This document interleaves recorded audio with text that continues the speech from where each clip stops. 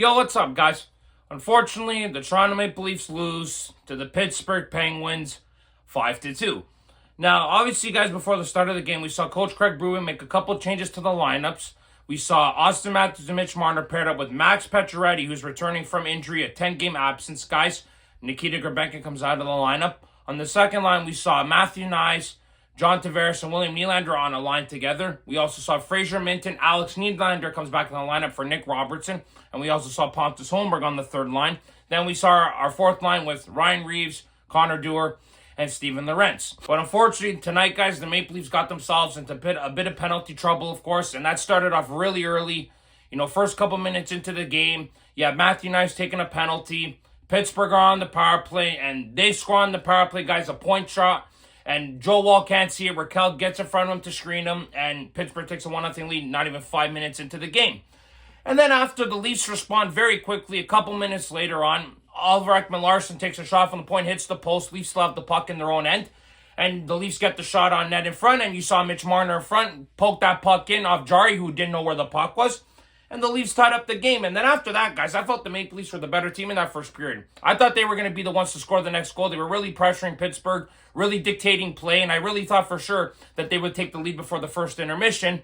But, unfortunately, guys, Pittsburgh was the one who was able to score next. Crosby takes a shot, completely misses the net, goes right off the boards, and we saw come right back out in front, right to Rust. He takes it right off a one-timer, guys, and Joe Wall doesn't see the puck. Once again, goes right by him, and Pittsburgh takes a 2-1 lead, guys. And I felt Pittsburgh weren't the better team in that first period after the Leafs had tied the game up, like I said. And I felt the Leafs should have scored, but Pittsburgh found a way to score a goal, and they take a lead going into intermission. So, in the second period, guys, Maple Leafs get a power play because Chris Letang gets a penalty on John Tavares. So Leafs are on the power play. If you guys notice, there was 5 forwards on this power play. You had Mitch Marner quarterbacking the point.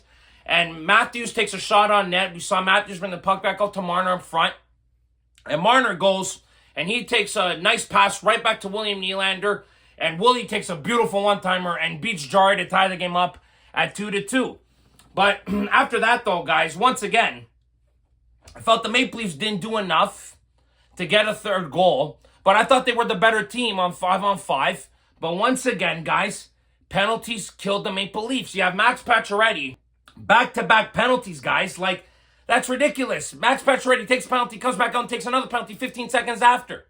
The Leafs were very undisciplined tonight, guys, in this hockey game. Pittsburgh had an extra man up on the power play, of course. And I felt the Maple Leafs couldn't really get their game going at times in that second period. It was a little bit of a back-and-forth period, I would say.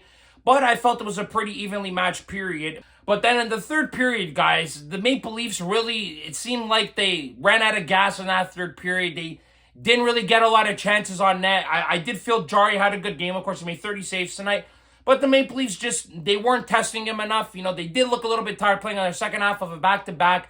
Once again, the Maple Leafs take a bad penalty. Again, Austin Matthews with the high stick. And the Penguins make the Maple Leafs pay for it. And, of course, former Maple Leaf Michael Bunting scores the go-ahead goal, making it 3-2 for the Penguins. The Penguins did not look back after that, guys. You can see the Maple Leafs are a little bit deflated. Alex Nylander took another bad penalty after Matthews a couple minutes later on. Pittsburgh went on the power play there. They didn't score, but Pittsburgh did score 2 empty net goals, guys, to make this game 5-2, and they end up going on to beat the Maple Leafs in that final scoreline. Now, like I said, guys, I just felt the Maple Leafs, they lost some gas at the end of the game in that third period. The first 2 periods, like I said, I felt that they were the better hockey team. They could have easily had won this game if they had some better opportunities in front of the net. But the Leafs couldn't find a goal. Pittsburgh had their chances. They took advantage of their power plays, and they were able to score twice on the Leafs. And I just felt, like I said, the Maple Leafs guys did not have enough gas in that third. And the Penguins were the better team in that third period, guys. They just were. And like I said, Jari had a solid game for the Penguins.